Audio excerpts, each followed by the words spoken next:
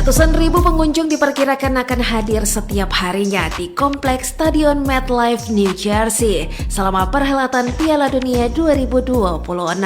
Kesempatan ini menjadi peluang bisnis yang dimanfaatkan oleh organisasi dan kamar dagang New Jersey, menjadikan American Dream Mall rumah bagi bisnis kecil selama perhelatan Piala Dunia. Pusat perbelanjaan terbesar kedua di Amerika Serikat ini berencana menggelar pameran bisnis atau expo bertajuk La Plaza de Football, di mana 1.200 bisnis kecil akan bergabung.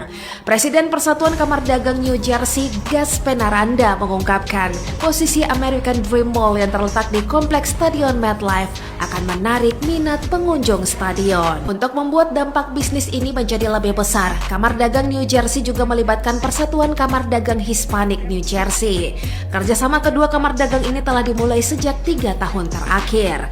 CEO Persatuan Kamar Dagang Hispanik New Jersey, Carlos Medina, menuturkan para pebisnis harus mulai memikirkan dampak besar yang didapatkan bisnis mereka selama turnamen.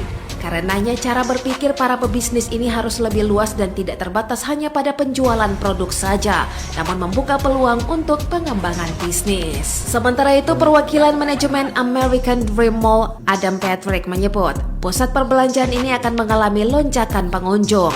Ini akan menjadi kesempatan membantu bisnis kecil menempatkan produk mereka di pasar yang lebih besar. Piala Dunia 2026 dijadwalkan berlangsung pada 11 Juni hingga 19 Juli 2026 di 16 kota tuan rumah yang tersebar di Amerika Serikat, Kanada, dan Meksiko.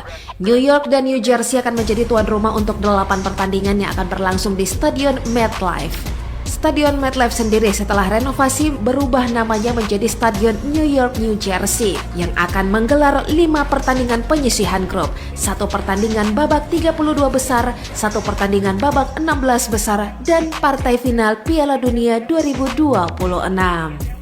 Dari Jakarta, Nia Abdul Teloli, Pro 3 RRI, terus mengudara untuk Indonesia.